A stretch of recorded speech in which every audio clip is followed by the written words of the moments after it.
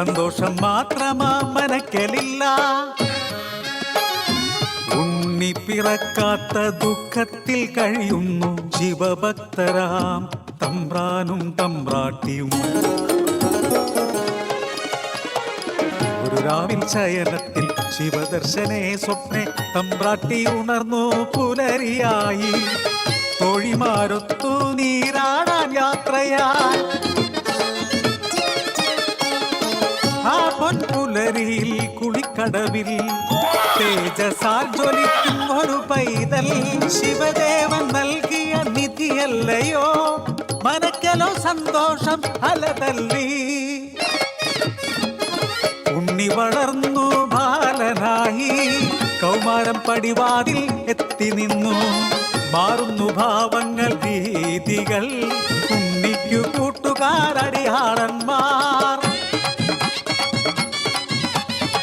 കടവിനക്കരെ പറച്ചിയൂരിൽ അടിയാള പിള്ളേർ കൂട്ടുകൂടി. തോട്ടിൽ ചൂണ്ടയിട്ടു കാട്ടിൽ നായാടി കള്ളുമോന്തി മാംസം കഴിച്ചിടുന്നു.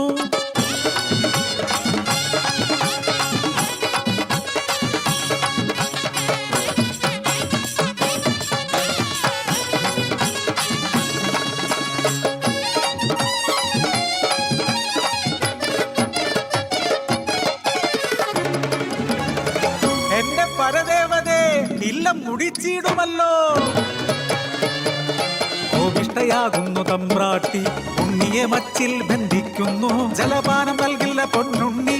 കുരുത്തക്കേടുകൾ ഏറെയായി. അല്പം കഴിഞ്ഞപ്പോൾ അമ്മ തൻ മാനസം സ്നേഹമായി പിന്നെ വാത്സല്യമായി. മനക്കലെ മച്ചിന്മേൽ എത്തിയ അമ്മ അറപ്പുരവാതിൽ തുറന്നു നോക്കി. ആകെ സ്തംഭിച്ചു തമ്പ്രാട്ടി.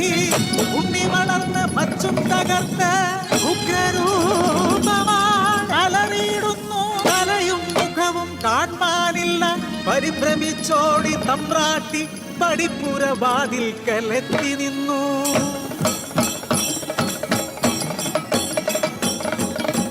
മനക്കരെ മച്ചും തകർത്തുണ്ണി പെരുദൈവമായി മാറി.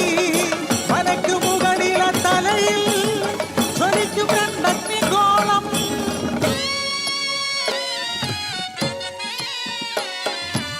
ഭയന്നൊര തമ്പ്രാട്ടി നോക്കാനാവാതെ കൈകൾ കൂപ്പി നിന്നു.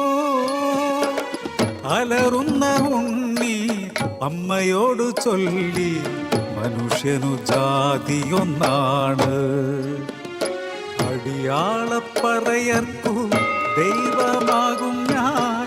മുത്തപ്പൻ തെയ്യമായി നിറഞ്ഞാടും.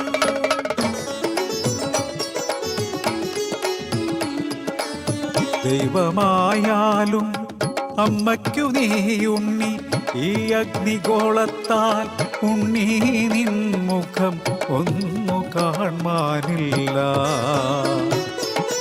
കണ്ണുകൾ മൂടി മുത്തപ്പനായി നീ ദർശനം നൽകൂ പറശ്ശിനിക്കടവിൽ.